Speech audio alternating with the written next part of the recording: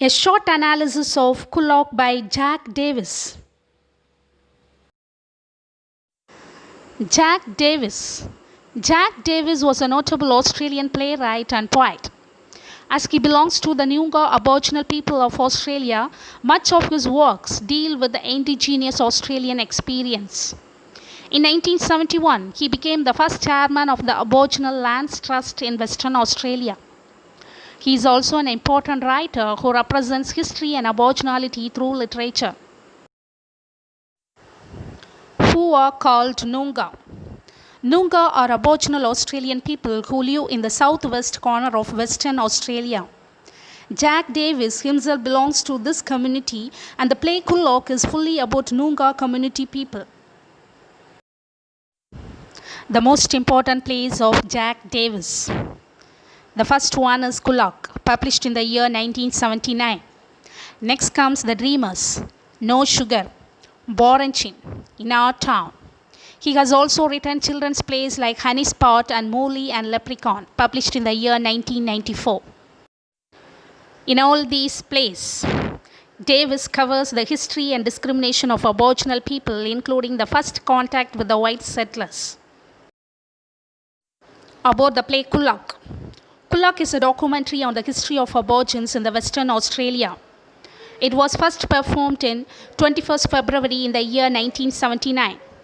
The play dramatizes the devastation or the destruction of the original occupants of the Perth area. Perth is the capital of Western Australia. The settlement of Aborigines at Moore River, and the last one is the murder of historical hero Yogan.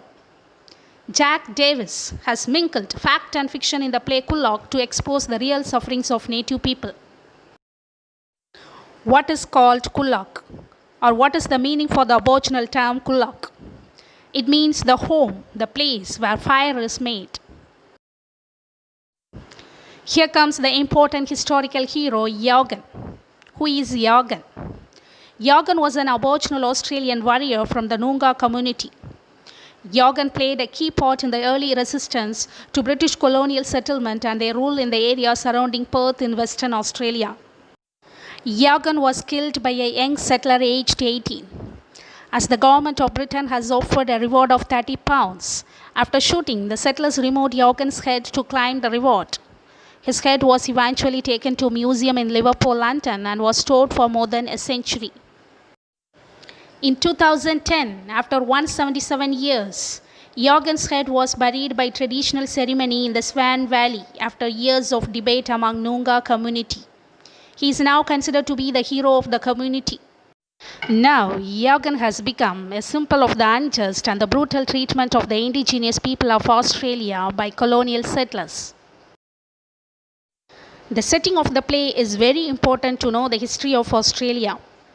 The whole play happens in Perth, the capital of Western Australia. The next one is Swan River. It runs through the metropolitan area of Perth in Western Australia.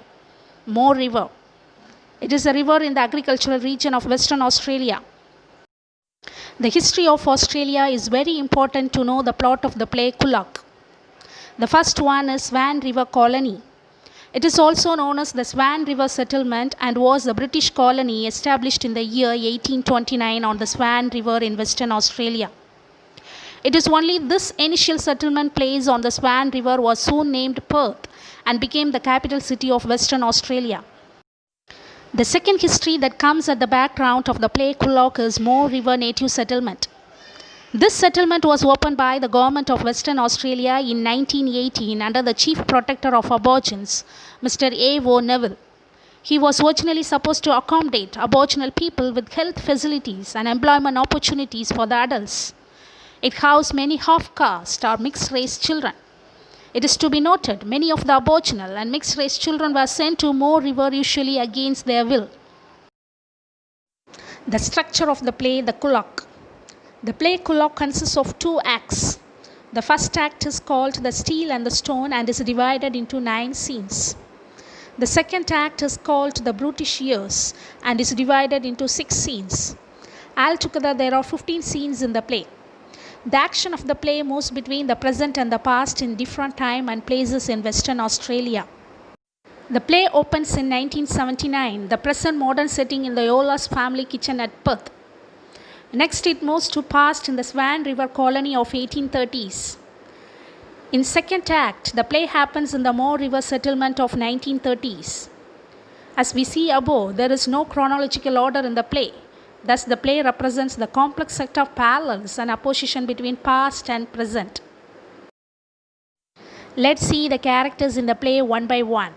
First comes historical Aboriginal characters. They are real historical characters who lived during 1830s. Yogan. We all know he is an Aborigine living near the Swan River. Midjitjiro. He is Yogan's father. Moyaran. She is Yogan's mother. The real historical white settlers. Captain James Stirling. He is the founder and the first lieutenant governor of the Swan River colony from the year 1831 to 38. Charles Fraser. He was a colonial botanist of New South Wales. It was his report on the quality of soil made to establish the Swan River colony. Will O'Flaherty, simply called as William. He is a white settler who helps Aborigines with food supplies, and his wife is Alice, an Irish woman. Jenkins. He is a soldier enlisted in the 63rd Regiment or 63rd Army Group of white settlers. Mr. Neil. He is the superintendent of Moore River in Aboriginal settlement. Mr. Neville. He is the chief protector of Aborigines in Western Australia in the year 1915 to 1940. Matron Neil. She is the wife of Mr. Neil. Aboriginal fictional characters. Alec Yola. He is an Aboriginal labourer in modern setting of the play. His wife is Rosie and their son is Jamie. Alec's father is Thomas Yola and his mother is Mary Yola. There is also another minor character in the play, the white school teacher, Lynn. Act 1 Summary. Act 1, The Steel and the Stone, has two plots or two stories. The story of fictional characters of Yola family occupies the scenes of 1, 4, 6 and 8. The past history of Yogan comes in scenes 2, 3, 5, 7 and 9. Act 1 opens with the report produced by Mr. A. O. Neville, the chief protector of Aborigines. According to him, the Aborigines were treated unkind. The population of the Aborigines had been tremendously reduced from 13,000 to 1,490. In the opening scene, the fictional family, Alec, his wife Rosie, and their son Jamie, express their concern regarding hegemony or dominance of Vedjalas, who are called Vedjalas. Vedjalas is the initial name given to Europeans by indigenous Nunga Aboriginal people of Western Australia. The family also ridicules the role of missionaries among Aborigines. This opening scene clearly depicts the present-day problems and issues faced by Nunga Aborigines. The play next jumps back in time to 1830s to the story of Yogan and Swan River. Yogan is introduced with the ceremonial or ritualistic paint all over his body. He chants, dances and praises the abundant gifts of flora and fauna and sacred places and prosperity of his country. In the next scene, Yogan and his family members confronted the European settlers, Captain Stirling and botanist Charles Fraser. Aborigines were in their traditional attire wearing kangaroo skin caps. Kangaroos are abundantly seen in Australia. The garments fashioned from the skin of animals fascinate settlers, but they were afraid of Aborigines' weapons like spear and wanna. The white settlers call Aborigines as savages and Michichro wanters the color of their skin and rub Stirling's hand vigorously to see if the color will come off.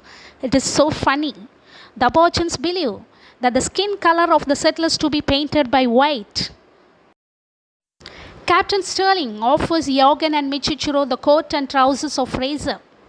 It is so funny to note that Yogan tries to put the trousers as a coat. The story then shifts to present modern setting. Rosie sees the good intention of the whites, whereas Alec refuses everything related to the whites. Alec cannot get away with certain things and actions the way whites do. He ridicules the white school teacher Lynn as do-gooder, who does only good things to attract abortions. Rosie also points out how Alec's sister had married Vedchala and becomes half-caste. The story again shifts to Swan River in 1829. This scene 5 deals with the experiences of young couple Alice and William with abortions.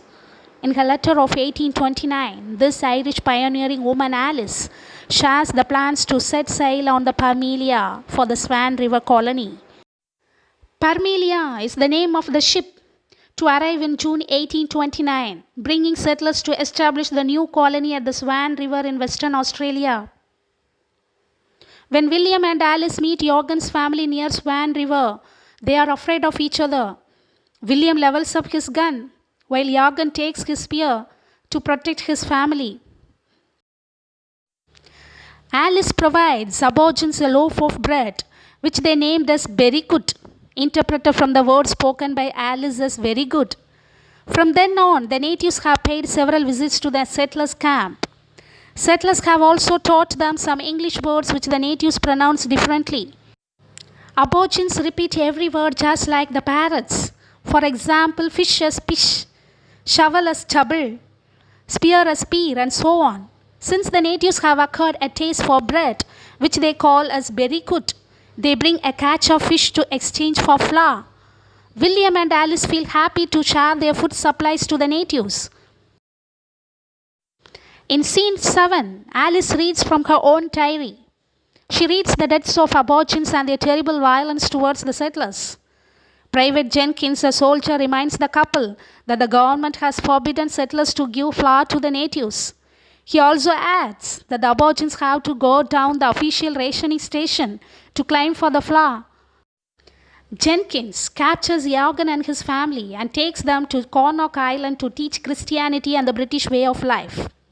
However, Yogan escapes from Kullark Island by killing Private Jenkins and throws his body in a well. The government announces £30 to any person producing Yogan dead or alive. Yogan comes to know of his father's death by white settlers. It is pathetic to know that Michichiro was shot by a firing squad of 6 soldiers and his body was hung for public viewing. It is later informed through the diary of Alice that Yogan was killed by a settler, William Keats, aged 18. Yogan's head was hacked off with a knife and sent to London to obtain a reward of £30. Act 1 ends informing how the population of Aborigines were reduced year by year. It is informed that in 1829, the population of Aborigines of the southwest was estimated at around 13,000. But by 1900, there were only less than 800. Act 2 Summary. Act 2, The Brutish Years, portrays the miseries of fringe or border camps in the life of Yola family. It also depicts the horrors of Moore River native settlement in 1945. Act 2 has 2 stories, like Act 1. The first one is modern setting, continues the story of fictional characters Alec and Rosie portrayed in Act 1. The next story is the traditional setting revolves around the sufferings of Alec's parents, Thomas and Mary at Moore River native settlement. It is informed that in 1933, only 89 Aborigines were rounded up by police and dumped in Moore River settlement. See how the population of Aborigines had been reduced in 1933, only 89 Aborigines were remaining. The policeman arrested Thomas Yola under Section 12 of the Aborigines Act. He was taken to the Moore River camp in order to get trained and forced to live in settlement area. Jack Davis here accurately describes how the blacks had to live in the settlements, camps and reserves. We can see how the life of Yola family was controlled absolutely. It is pathetic to note that Thomas Yola was not allowed to meet his family for a certain period of time. Children were taken away in order to teach culture and forget their own culture. Thomas tries to escape from the prison 4 times, but he is caught by the police and put into prison for 6 months for each escapement. Aborigines had no secure home or Kullark because the whites would kick them out at any time. Finally, one day, Thomas Yola was released to live with his family in his desired area. In modern setting, Thomas' son, young Alec, becomes an army officer in the past. He had returned from the war after 5 years. Alec remembers how he hoped to live as an equal to a white man in his own country. He builds his own identity as an Aboriginal Australian citizen and begins to despise whites for the marginalization which he had experienced when he was a child. Alec, however, becomes a drunkard, retires from army and marries Rosie. We can see in the first act, Jamie, their son, returns from abroad after higher studies. In present, Jamie and Alec quarrels over Alec's drinking habits still. At last, the play ends with Yolak's family realization of their freedom and free existence in their own home or own Kullark. The sentiment of the entire play can be seen in the last part of the play, when a black actor came forward with the poem and ended the play as, "With murder, with rape, you marred her skin, but you cannot whiten her mind. They will remain my children forever. The black and the beautiful kind, the black and the beautiful kind."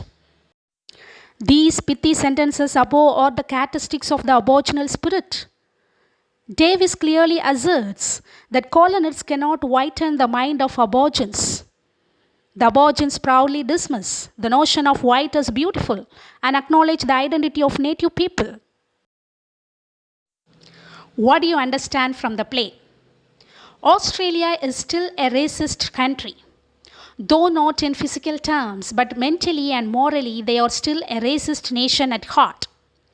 People will always treat Aborigines differently and find some excuse to justify their actions.